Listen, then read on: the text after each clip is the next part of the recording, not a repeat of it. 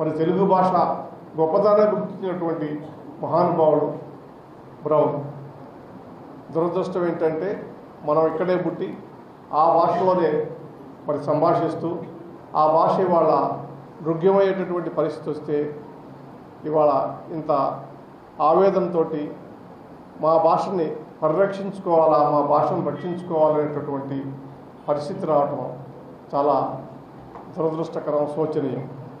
పౌరులు కానీ తెలుగు భాష అభిమానులు కానీ ఆవేదనతో ఒక తెలుగు భాషను పునరుద్ధరింపజేయాలా, తెలుగు భాషను గుర్తింపు తీసుకురావాలా, తెలుగు భాషను మళ్ళా పరిరక్షించుకోవాలనేటువంటి ఒక ఉద్యమంలాగా చేశారు. దురదృష్టవశాత్తు రాష్ట్ర విభజన తర్వాత 2 తెలుగు రాష్ట్రాల్లో భాష మీద మరి ప్రభావం పడి దాన్ని పూర్తిగా మర్చిపోయేటటువంటి పరిస్థితి, మళ్ళా ఇంకా దిగజారిపోయేటటువంటి పరిస్థితి నాకు కనిపించింది. తెలుగు భాష నేర్చుకుంటే ఉద్యోగాలు రాబోయేటటువంటి భ్రమతోటి మరి అచ్చంగా తెలుగు భాషను మార్చేసి ఇంటి దగ్గర నుంచి పుట్టినప్పటి నుంచి కూడా ఆంగ్ల భాషనే నేర్చుకుంటే మనం చాలా గొప్పవాళ్ళం అవుతామని, ఆంగ్ల భాషలో ఆలోచిస్తామని చెప్పేసి ఆంగ్ల భాష వల్ల ఉద్యోగం వస్తుందనేటటువంటి ఒక రకమైనటువంటి భ్రమలో ఉన్నాం. అది మన సమాజం మీద, తెలుగు సమాజం మీద చాలా ప్రభావం చూపించింది. మన పిల్లలకి అందరికి కూడా మనం చిన్నప్పటి నుంచే కూడా మరి తెలుగు భాష కన్నా ఇంగ్లీష్ భాష నేర్పించాలనేటటువంటి ఒక ఆలోచన వచ్చింది.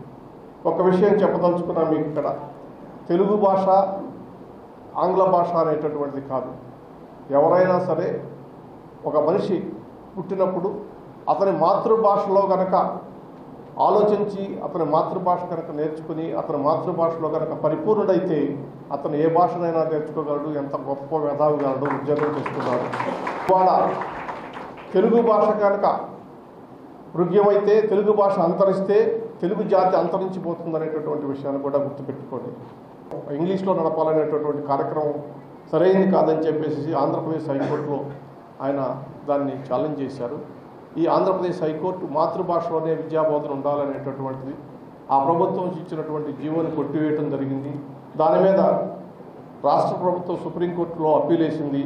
ఇప్పుడు ఆ సుప్రీంకోర్టులో ఉన్నటువంటి స్పెషల్ లీవ్ పిటిషన్ 9148 91/48/2020 సంవత్సరం పెండింగ్ ఉంది. నేను ఇవాళ పొద్దునే ఒక వివాహ వేదికలో విజయవాడలో అదృష్టవశాత్తు ముఖ్యమంత్రి గారు, అదేవిధంగా విద్యాశాఖ మంత్రి లోకేష్ గారు కూడా కనిపించారు. వారికి నేను అక్కడే విజ్ఞప్తి చేశాను, మీరు తక్షణమే ఈ సుప్రీంకోర్టులో ఉన్నటువంటి ఈ ఎస్ఎల్పిని మీరు ఉపసంహరించుకోండి, పాత విద్యా విధానాన్ని మళ్ళీ ఈ రాష్ట్రంలో కొనసాగించండి అని చెప్పాను.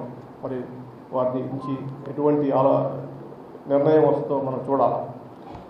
తెలుగు జాతి మొత్తం ప్రపంచంలో విశ్వవ్యాప్తంగా ఉన్నటువంటి ప్రతి తెలుగువాడు గర్వించదగ్గ ఒక తెలుగు విజ్ఞాన కేంద్రాన్ని ఒకటి రాష్ట్రంలో ఏర్పాటు చేసి తెలుగు భాష మీద ఒక పరిశోధన జరగాల, తెలుగు చరిత్రని, తెలుగు సంస్కృతిని కూడా మరి పరిరక్షించే విధమైనటువంటి ఒక కేంద్రాన్ని ఏర్పాటు చేయాల్సినటువంటి బాధ్యత రాష్ట్ర ప్రభుత్వం మీద ఉంది.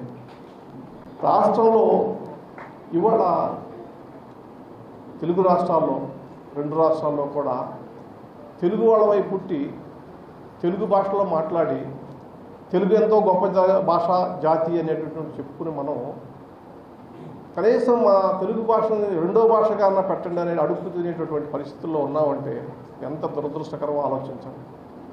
పిల్లల్ని మీ పేరు రాసుకోండి తెలుగు భాషలో అంటే రాసుకోలేని పరిస్థితిలో ఉన్నారు. ఎంత సిగ్గుచేటటువంటి పరిస్థితి వాళ్ళ దాపురించిందో ఆలోచించండి.